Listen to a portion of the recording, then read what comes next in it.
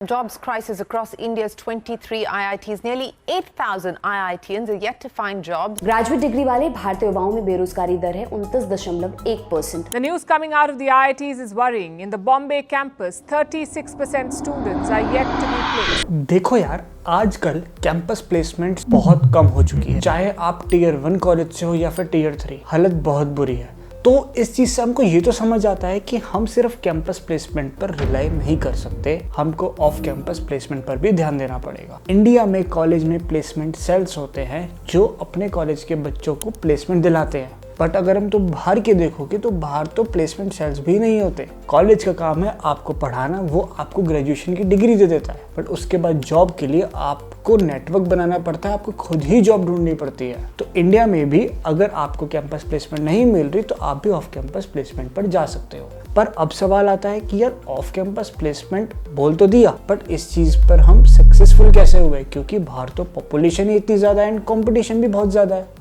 तो इस चीज के लिए एक फॉर्मूला है एंड फॉर्मूला कहता है स्मार्ट वर्क एंड कंसिस्टेंसी. अगर आप ये दोनों चीजें फॉलो कर रहे हो तब आपकी प्लेसमेंट होनी पक्की है, चाहे आप कैंपस पे हो चाहे ऑफ कैंपस पे हो. तो गाइज, आज इस वीडियो में मैं एक ऐसा रोड मैप और कुछ ऐसे स्टेप्स शेयर करने लगा हूँ कि अगर आपका प्लेसमेंट सेशन चल रहा है, कॉलेज में कंपनीज क्रैक नहीं हो रही या फिर कॉलेज में कंपनीज नहीं आ रही एंड उसके बाद भी आपको प्लेसमेंट चाहिए, तब आपको क्या स्टेप्स लेने चाहिए और आपको अपनी तैयारी किस तरीके से करनी है ताकि आपकी प्लेसमेंट हो जाए. Hello guys, my name is Jagjot Singh. I am a software developer with an experience of 3 years. Welcome to Geeks for Geeks, the one stop solution for all your coding related problem. तो सबसे पहला step है LinkedIn. यार LinkedIn को बहुत seriously लो. LinkedIn पर आप जाओगे, आपको अपने जैसे लोग दिखेंगे जिन्होंने सेम कोर्स किया है, वो जॉब कर रहे हैं. आपका काम है उनसे कनेक्ट करना, एक नेटवर्क बिल्ड करना. जब नेटवर्क बिल्ड करोगे तभी तो आपको पता लगेगा कि मार्केट में क्या चल रहा है. पर ठीक है, लिंक्डइन पर आपकी जॉब ओपनिंग्स भी निकलती है और इजी अप्लाई करना बंद करो, क्योंकि इजी अप्लाई करने से आपकी एप्लीकेशन तो पहुंच जाती है बट वो प्रायोरिटी पे नहीं जाती. मैं आपको एक तरीका बताता हूँ गूगल सर्च और लिंक्डइन सर्च का. उससे क्या होगा, आपको जो लेटेस्ट इन लास्ट 24 आवर्स जो ओपनिंग्स निकली हैं आपको उनके बारे में पता लग जाएगा and you can be an early applicant. उसका पहला तरीका है, सबसे पहले गूगल सर्च पे जाओ और टाइप करो site:linkedin.com/jobs. फिर आप अपना स्किल सेट मेंशन कर सकते हो, जैसे डबल कोट्स में आप लिख सकते हो पाइथन एंड फिर डबल कोट्स में इंजीनियर एंड जॉब. उसके बाद टूल्स पर क्लिक करो. एनी टाइम की जगह आप लास्ट 24 आवर्स कर दो एंड उसके बाद अप्लाई कर दो. इससे क्या होगा, आपको लास्ट 24 आवर्स में जो भी जॉब ओपनिंग्स निकली है पाइथन प्रोफाइल के लिए आपको वो शो अप हो जाएंगी. आप उस पर अप्लाई करके अर्ली एप्लीकेंट बन सकते हो. इट मीन्स कि आपको कॉल आने के चांसेस बढ़ जाते हैं, क्योंकि स्टार्टिंग में भी जो रिक्रूटर है वो एक्टिव रहते हैं कि हाँ एप्लीकेशंस कौन सी आ रही हैं एंड वो स्टार्टिंग में जो रिज्यूमे मैच करते हैं वो उनको पिकअप कर लेते हैं. दूसरा है लिंक्डइन बूलियन सर्च. लिंक्डइन पर जाके सर्च क्वेरी में टाइप करो, सपोज डेटा एनालिस्ट की जॉब ढूंढ रहे हो तो आप सर्च कर सकते हो डबल कोट्स में data analyst and double quotes में फ्रेशर एंड डबल कोट्स में हायरिंग. उसके बाद फिल्टर में जाके सॉर्ट बाय लेटेस्ट कर दो एंड आपको लेटेस्ट ओपनिंग्स दिख जाएंगी. आप इधर भी अप्लाई कर सकते हो. मैंने पहले ही बता दिया, अर्ली एप्लीकेंट्स में आपका नाम आ जाएगा अप्लाई करने से. उसके बाद प्रोफाइल शॉर्टलिस्ट हो जाएगी. और हाँ, लिंक्डइन एक डेटिंग वेबसाइट नहीं है, उस पर अपनी प्रोफाइल पिक आप पार्टी वाली लगाना बंद कर दो. एक प्रोफेशनल प्रोफाइल पिक लगाओ. एंड आज के डेट में लिंक्डइन पर फीचर आ गया है कि आप उधर अपनी प्रोफाइल के साथ टैग भी मेंशन कर सकते हो दैट ओपन टू वर्क. उससे क्या होता है, रिक्रूटर को दिखता है that you are open to work and they really reach out to you. मेरे साथ भी ये चीज हुई थी, मैंने ओपन टू वर्क किया एंड मेरे को रिक्रूटर का मैसेज आया था. साथ ही के साथ अपने लिंक्डइन प्रोफाइल को अप टू डेट रखो. उसकी एक अच्छी सी हेडलाइन डालो, उस पर देखना चाहिए कि आपका टेक स्टैक क्या है, आपने क्या काम किया है. आपने अगर प्रोजेक्ट्स बनाए हैं तो उधर गिटहब भी होता है कि आप गिटहब पर अपने प्रोजेक्ट्स भी पुश कर सकते हो. अपनी प्रोफाइल को पूरा अप टू डेट करो, उस पर अपने टेक्निकल ब्लॉग शेयर करो. इससे क्या होता है, लोग आपको देखते हैं एंड उसमें कुछ एचआर्स भी होते हैं जो आपकी प्रोफाइल को देख लेते हैं and they reach out to you directly for the interview. यार देखो, जब हम कॉलेज में होते हैं, हम यूट्यूब देखते हैं तो यूट्यूब पर सारी बड़ी कंपनीज के बारे में बात होती है. पर यार बाहर सिर्फ यही कंपनीज नहीं है, सिर्फ माइक्रोसॉफ्ट, गूगल, फेसबुक, अमेजोन, सिर्फ यही कंपनीज नहीं है, और भी बहुत कंपनीज हैं. एंड वो कंपनीज फ्रेशर्स को हायर करती है एंड उनको अच्छा पैकेज भी देती है एंड वो भी प्रोडक्ट बेस्ड कंपनीज है. तो हमको सिर्फ खुद को इन सब कंपनीज के लिए तैयार तो करना ही है, क्योंकि इस पर आपको बहुत मेहनत लगती है. बट साथ के साथ आप फ्रेमवर्क्स इन सब चीज़ों की नॉलेज लेके दूसरी कंपनीज पर भी ट्राई कर सकते हो। पर ट्राई कैसे करना? अगर आप अपने टेक स्टैक के लोगों को सर्च करोगे लिंक्डइन पर, तब आपको बहुत लोग मिल जाएंगे। अब आपको दिखेगा कि वो किस कंपनी में जॉब कर रहे हैं, कितने साल से कर रहे हैं। इससे आप कंपनी का नाम गूगल करके कंपनी के बारे में जान सकते हो, वो किस चीज़ पर काम कर रही है, उनकी रेटिंग क्या है। ऐसे बड़े सारे पोर्टल्स हैं जहाँ पे आपको कंपनी के बारे में सब कुछ पता लग जाएगा। और साथ ही के साथ आप लिंक्डइन पर HR से कनेक्ट करो, टैलेंट एक्विजिशन सर्च करो, ह्यूमन रिसोर्सेज कीवर्ड सर्च करो और आपको बहुत सारे लोग मिल जाएंगे। आप उनसे कनेक्ट करो, उनकी कॉन्टैक्ट इन्फो देखो। कई बार उनकी कॉन्टैक्ट इन्फो में उनके कॉन्टैक्ट नंबर्स भी मेंशन होते हैं, उनकी ईमेल आईडीज मेंशन होती है। Create a database for that. उन सबको कोल्ड ईमेल्स भेजो, उनको बोलो कि that you are a guy from this tech stack. आपके पास अगर एक्सपीरियंस हो, एक्सपीरियंस मेंशन करो। अगर आप फ्रेशर हो तो फ्रेशर की प्रोफाइल के लिए अप्लाई करो, उनको मेल्स भेजो। आप 100 जगह दरवाज़ा खटखटाओगे तब जाके शायद कोई एक बंदा जवाब दे दे। अब बात करते हैं step 3, projects. This is your secret weapon. यार देखो, अगर आप कॉलेज स्टूडेंट हो तो ये तो पक्का है कि आपके पास एक्सपीरियंस नहीं है, तो आपके पास चॉइस क्या बचती है? आपके पास चॉइस बचती है प्रोजेक्ट्स और इंटर्नशिप। बीटेक कर रहे हो तो सेकंड ईयर में 6 वीक इंटर्नशिप कर ली, उसका थोड़ा सा एक्सपीरियंस मिल गया। आपने माइनर प्रोजेक्ट बना दिया, मेजर प्रोजेक्ट बना दिया। 6 मंथ इंडस्ट्रियल ट्रेनिंग से पहले ही कंपनीज आ जाती हैं, तो वो वाला आप एक्सपीरियंस नहीं दिखा सकते स्टार्टिंग में। तो आपके पास एक्सपीरियंस तो नहीं है, आपके पास सिर्फ प्रोजेक्ट्स। तो यार अपना प्रोजेक्ट अच्छा सा बनाना, उसकी वीडियो का लिंक मैंने नीचे मेंशन कर दिया है। जो क्रिएटिव प्रोजेक्ट को कैसे प्रेजेंट करना है वो बहुत इंपॉर्टेंट है। यार देखो, आपने अपना 1 पेज रेज्यूमे बना दिया, उस पर अपने गिटहब का लिंक मेंशन कर दिया। अब अगर HR आपका गिटहब खोल ले एंड आपके गिटहब पे कुछ ना दिखे तो फिर तो फ़ायदा नहीं है ना यार। अब आपने कॉलेज में मेजर प्रोजेक्ट्स बनाए, माइनर बनाए, अब उन सबको अपने गिटहब पर डालो, उसके कोड को पुश करो, उसकी डॉक्यूमेंटेशन बनाओ, उसके बारे में प्रॉपर मेंशन करो कि आपके प्रोजेक्ट का ऑब्जेक्टिव क्या है, आपने क्या अचीव किया उसमें, आपकी रोल्स एंड रिस्पॉन्सिबिलिटीज़ क्या हैं, उसमें आपने टेक स्टैक कौन सा यूज़ किया, फ्रेमवर्क कौन से यूज़ किए। और हर प्रोजेक्ट में एक रीडमी फाइल होती है। रीडमी फाइल क्या होती है कि वो आपके प्रोजेक्ट को बताती है कि आपका प्रोजेक्ट किस चीज़ के रिगार्डिंग है। अगर आप इसको अपने लोकल एनवायरनमेंट में सेटअप करना चाहते हो तो क्या क्या चीज़ें करनी चाहिए, तो आप अपने रीडमी फाइल को बहुत अच्छे से बना सकते हो। कई सारे रिक्रूटर्स टेक्निकल होते हैं तो वो इन सब चीज़ों को देख के आपको जज कर लेते हैं। You don't have to just make major and minor. अगर आपके पास टाइम है, आप गूगल पर और भी प्रोजेक्ट्स देख सकते हो, उन पर काम कर सकते हो एंड अकेले प्रोजेक्ट बना के अपना गिटहब तैयार कर सकते हो। ये बहुत इंपॉर्टेंट है। अगर आप ये चीज़ नहीं करोगे तो आपकी ऑफ कैंपस प्लेसमेंट होने के चांसेस कम हो जाएंगे, क्योंकि इंडिया की पॉपुलेशन इतनी ज़्यादा है एंड एक से एक लोग बैठे हैं, उन्होंने एक से एक प्रोजेक्ट बनाए हैं। तो आपको स्टैंड आउट करने के लिए उन सबसे कुछ तो यूनिक करना पड़ेगा ना। तो यूनिक करने के लिए भाई प्रोजेक्ट बनाओ, बहुत इंपॉर्टेंट है। अब बात करते हैं स्टेप 4 की, which is data structure and algorithms. यार देखो, आपको फ्रेमवर्क की नॉलेज है, कोड आता है, सब कुछ आता है, बट सामने वाले बंदे को आप कैसे बिलीव कराओगे कि आपका दिमाग तेज है, आपकी जो थिंकिंग एबिलिटी है, आप आउट ऑफ द बॉक्स सोच लेते हो, आपकी इनोवेटिव थिंकिंग है। तो ये चीज़ एनालाइज करने के लिए हमारे पास है मैथमेटिक्स और साथ में कह लो डेटा स्ट्रक्चर एंड एल्गोरिथम्स, जो हम कोडिंग लैंग्वेज में मैथमेटिक्स मानते हैं। अब आपको जज करने के लिए सबसे पहले स्क्रीनिंग राउंड में DSA के प्रॉब्लम्स तभी दिए जाते हैं। अगर आप उन प्रॉब्लम्स को विद इन टाइम सॉल्व कर देते हो, सारे टेस्ट केसेस क्लियर कर देते हो, तो आपका पहला स्क्रीनिंग हो गया कि हाँ, आपकी थिंकिंग एबिलिटी अच्छी है। देखो, DSA के लिए भी मैंने प्रॉपर रोड मैप दिया है, लिंक मैंने डिस्क्रिप्शन में दे दिया। फॉलो दैट लिंक एंड उसको ध्यान से देखो कि हमको DSA कैसे करना है एंड खुद को टेक्निकली प्रिपेयर करो, क्योंकि किसी भी कंपनी को ज्वाइन करने से पहले, किसी भी कंपनी का इंटरव्यू देने से पहले कुछ प्रीरिक्विजिट्स हैं एंड उसमें DSA is one of them. अब बात करते हैं स्टेप 5 की, which is aptitude and logical reasoning. बहुत सारी कंपनीज आपके पहले राउंड में सिर्फ टेक्निकल पूछती है, पर अगर आप कैंपस प्लेसमेंट में हो तो सर्विस बेस्ड कंपनीज भी आती हैं, प्रोडक्ट बेस्ड कंपनीज भी आती हैं। वो आपको 2 कोडिंग क्वेश्चन देंगे एंड बाकी एप्टीट्यूड के क्वेश्चन से देंगी। तो यार एप्टीट्यूड बहुत इंपॉर्टेंट है। ये वही एप्टीट्यूड है जो गवर्नमेंट एग्जाम्स में पूछा जाता है, बट थोड़ा लेवल लो होता है इसका। अब इस चीज़ के लिए आपको प्रिपरेशन करनी पड़ेगी। आप फाइनल ईयर में प्रिपरेशन स्टार्ट करते हो, सबको पता है। इस प्रिपरेशन के लिए आप साथ साथ अपना थोड़ा थोड़ा करते रहो। इसके लिए भी एक प्रॉपर वीडियो बनाई हुई है, लिंक आपको डिस्क्रिप्शन में दे दिया जाएगा। उस वीडियो को देखो कि एप्टीट्यूड कैसे प्रिपेयर करना है। उन सब चीज़ों को फॉलो करके विद इन 15 डेज आप अपने एप्टीट्यूड प्रिपेयर कर सकते हो। तो ये सब प्रीरिक्विजिट्स हो गए, DSA, एप्टीट्यूड, क्योंकि ये आपके पहले राउंड को क्लियर करेंगे, तभी तो आप आगे जाके प्लेस हो पाओगे। यार अब हम बात करते हैं स्टेप 6 की, विच इज़ टेक्निकल स्किल्स। यार अब ये देखो कि आप एक कॉलेज स्टूडेंट हो या फिर मान लो आपको एक्सपीरियंस भी है, आपने जिस जॉब प्रोफाइल के लिए अप्लाई किया तो उसमें आपको एक जॉब डिस्क्रिप्शन मिलता है। अगर मैं फ्रेशर की बात करूं तो कंपनीज फ्रेशर से बहुत ज़्यादा एक्सपेक्टेशंस नहीं रखती, क्योंकि उनको पता है कि यार तुम फ्रेशर हो, कि आपके पास इंडस्ट्रियल एक्सपीरियंस नहीं है, पर उनके पास एक स्पेसिफिक टेक स्टैक है जिस पर वो काम कर रहे हैं। वो काम कर रहे हैं फ्रंट एंड में रिएक्ट पे और बैक एंड में जावा स्प्रिंग बूट पे काम कर रहे हैं। अब अगर वो आपके कॉलेज में आते हैं प्लेसमेंट के लिए तो वो उन्हीं कैंडिडेट्स को देखेंगे ना कि जिन्होंने अपनी 6 वीक इंडस्ट्रियल ट्रेनिंग या फिर कॉलेज में जो प्रोजेक्ट्स बनाए हैं वो उन्होंने उस टेक स्टैक पे बनाए हो। अब मान लो आपने पढ़ी है पाइथन, आप MLA लाइन में हो, तो आप उस कंपनी में जाके क्या करोगे, क्योंकि उधर ओपनिंग ही नहीं है उस चीज़ की। तो अपना डोमेन फिक्स रखो। तो अगर आपका स्किल सेट पाइथन साइड है तो आप उन कंपनीज को टारगेट करो जो पाइथन साइड के लिए, जो पाइथन डेवलपर्स को हायर करती हैं। अगर आप जावा डेवलपर हो या फिर फ्रंट एंड डेवलपर हो तो आप अपनी उन कंपनीज में देखो जहाँ पे फ्रंट एंड और जावा डेवलपर्स की डिमांड है। पर अपना टेक स्टैक एक ही डोमेन में रखना, ये नहीं कि सारी चीज़ें कर ली, नहीं, सारी चीज़ें कोई नहीं कर सकता।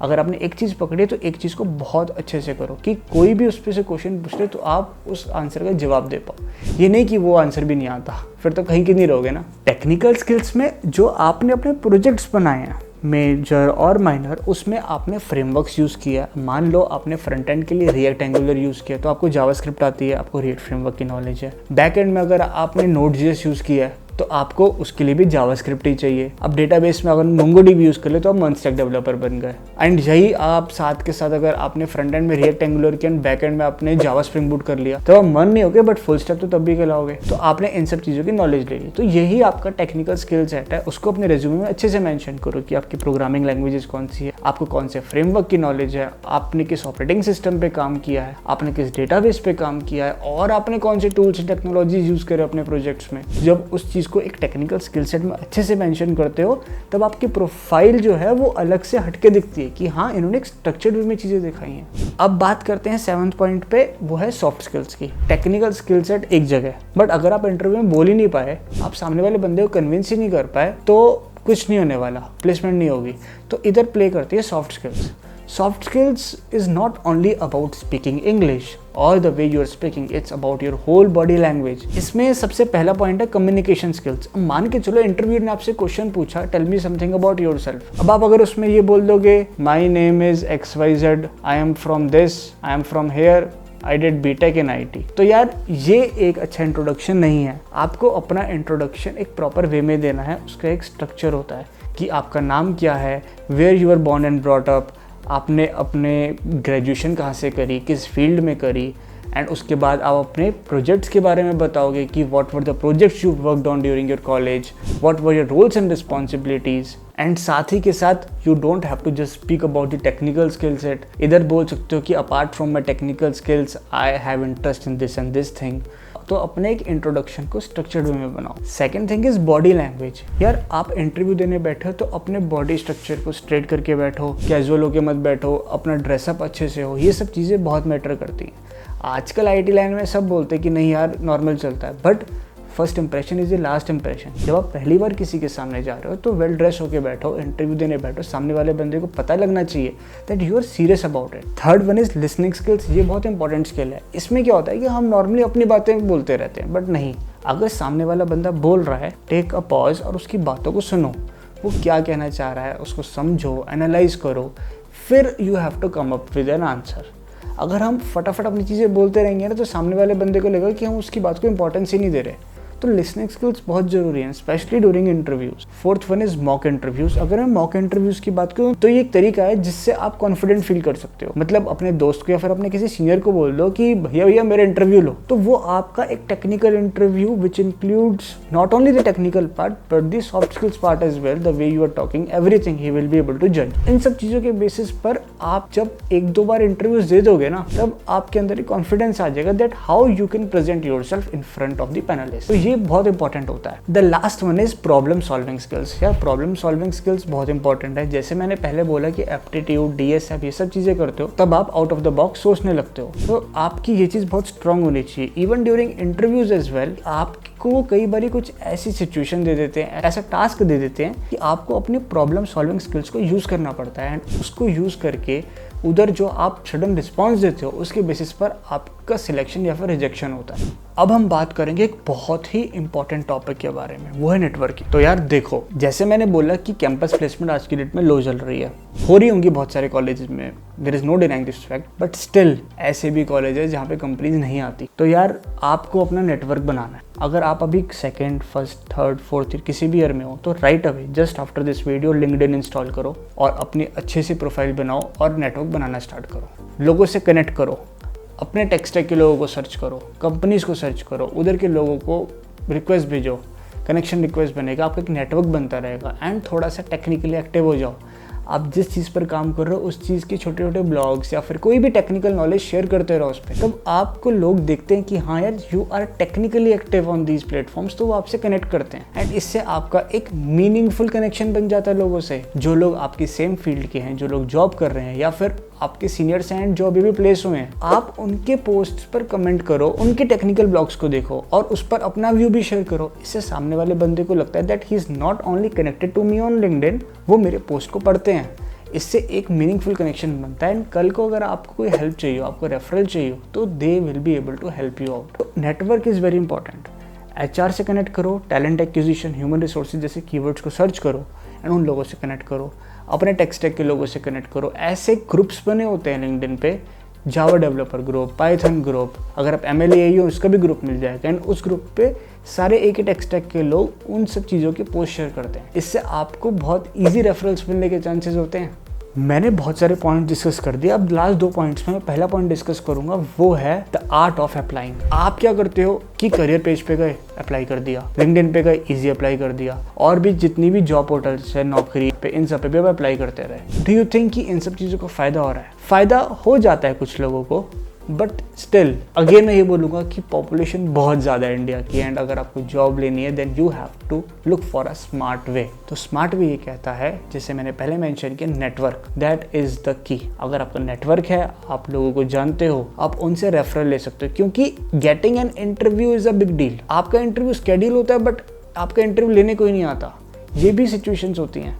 तो हमको इन सब चीज़ों से डील करने के लिए एक यही तरीका है कि आप नेटवर्क बनाओ, रेफरल लगाओ, एंड जो लोग आपकी लाइन के हैं वो आपकी हेल्प कर सकते हैं। अगला तरीका है कि अपने रिज्यूमे में एक फ़ोटो मत लगाओ, आप शादी के लिए रिश्ता नहीं भेज रहे। एक सिंपल सा 1 पेज रिज्यूमे बनाओ जिसमें आप स्टार्टिंग में अपनी प्रोफेशनल समरी डालो, अपने टेक्निकल स्किल सेट को डालो। ये नहीं कि पहले अपनी एजुकेशन डिटेल्स और हॉबीज़ डाल रहे हो, नहीं, पहले टेक्निकल स्किल सेट जाएगा, उसके बाद जाएगा आपने क्या प्रोजेक्ट्स बनाए, फिर आप डालो एजुकेशन, फिर आप डालो हॉबीज एंड इंटरेस्ट, सर्टिफिकेशंस।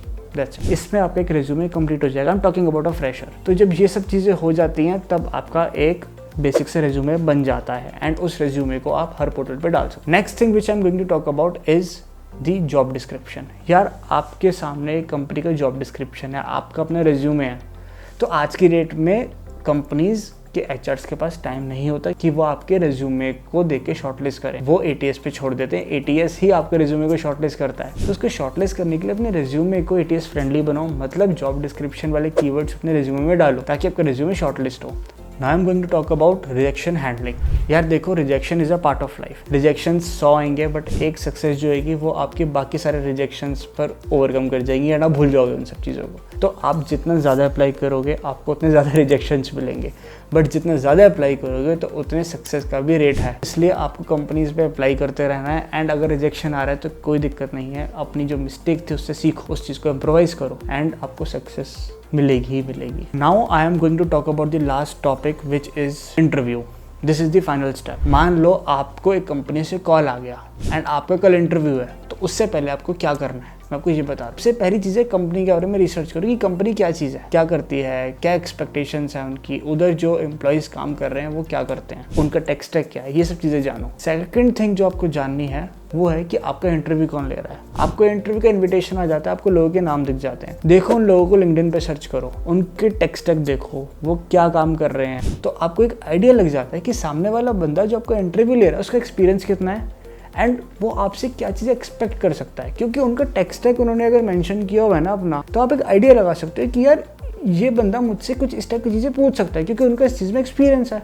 तो खुद को उस तरीके से तैयार कर लो।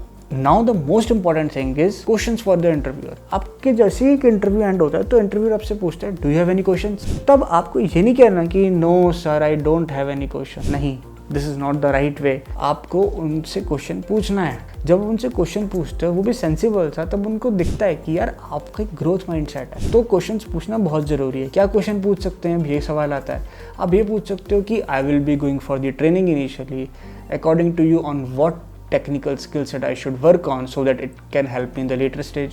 तो they are open to help you out. तो वो आपको बताते हैं क्योंकि वो आपसे ज़्यादा experienced है and they know that you are going to start your career, तो वो आपको चीज़ें openly बताते हैं। तो गाइज ये सारा था एक ऑफ कैंपस प्लेसमेंट के टिप्स एंड ट्रिक्स। अगर आपको ये वीडियो पसंद आई हो, like it, share it, subscribe this channel, comment section is open for you, share your valuable comments. Thank you so much.